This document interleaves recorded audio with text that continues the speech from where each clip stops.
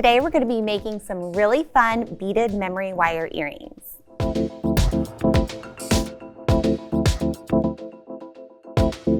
These beaded memory wire earrings are super fun to make, and they use memory wire in a little bit of an unconventional way.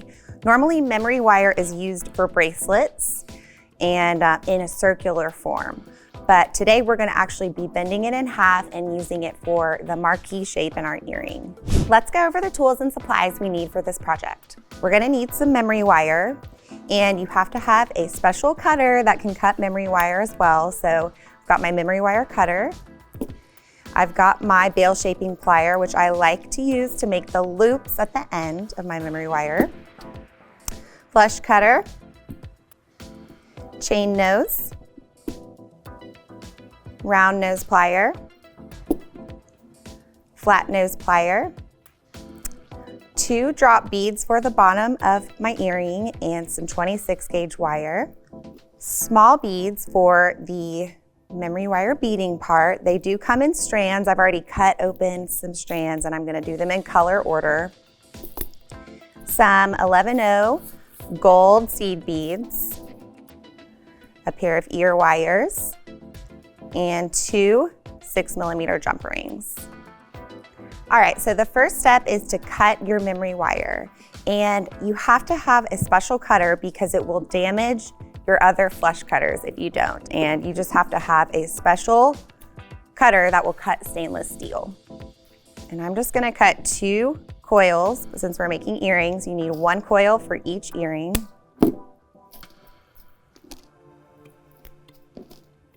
And then we're going to fold one of them in half. Why can't I separate these? Grab your flat nose plier and somewhere in the middle, grab it and bend. Make a sharp bend, just like that. Now we're gonna add beads. I'm gonna grab my little gemstone beads and my gold seed beads and string one side of my design. And I've already kind of thought about my pattern, so you might play with the color scheme you want or what beads you want to do, and just lay out your little pattern and start stringing. I know my pattern starts with the black bead here, and then just slide it down to the bottom.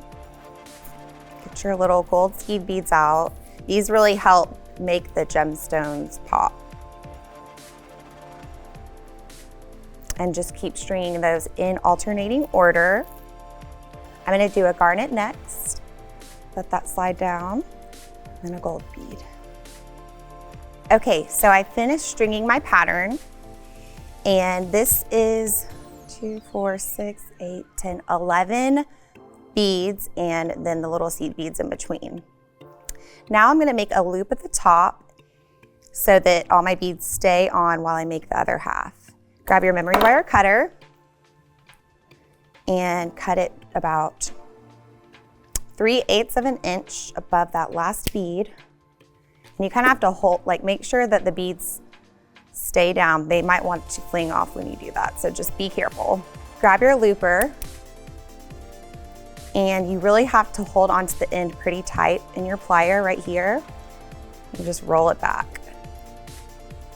Actually gonna switch to my smallest looper here.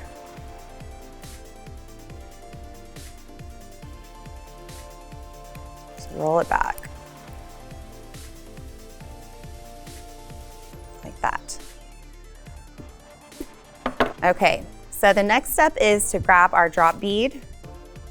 This is the little amethyst bead and our 26 gauge wire, and we are gonna wrap this. You can also just use a head pin and a normal bead, like a round bead or any bead you have if you don't wanna do this step. So I'm gonna cut about 18 inches of this 26 gauge wire and then slide it onto my teardrop bead. Bring it to the center and pull both of the tails up towards the top of your bralette and give it a little pinch right there above the point.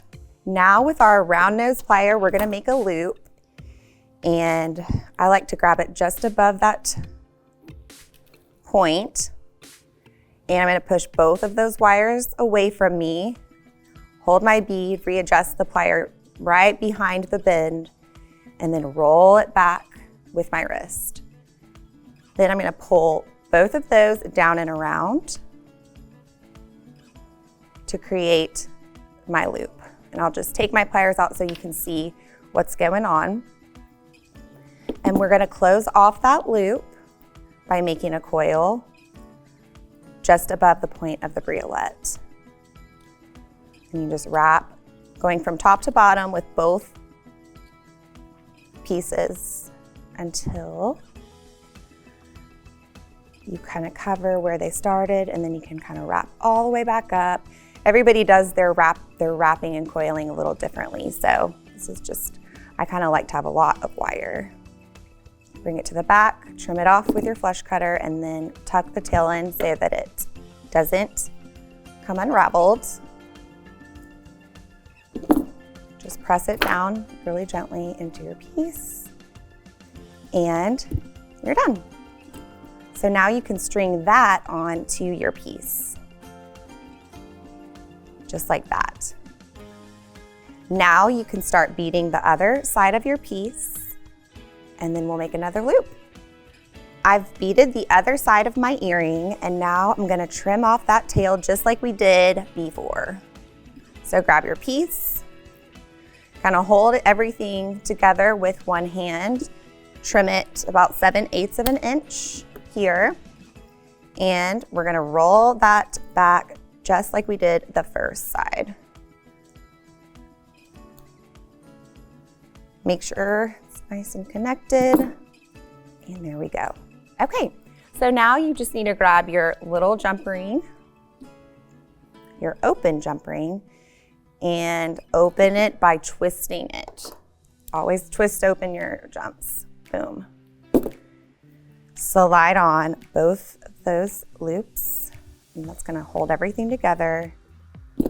And you can even go ahead and attach your ear wire. So just slide that on here. You can close that up. And you're done. Let's go back over the tools and supplies we used for this project. We had our memory wire and our memory wire cutter. We used our 6-step bail shaping plier to make our loops, flat nose plier, flush cutter, round nose plier, chain nose plier. We had our 3mm gemstone beads and our little 11/0 seed beads, ear wires, 6mm jump rings, and our drop beads with 26 gauge wire. If you need to pick up any of the tools or supplies we used today, check out the links in the description below. And while you're there, let us know, what other ways do you use memory wire? Don't forget to like, subscribe, and ring that bell. And now that you know how to make beaded memory wire earrings, you can say, I made this.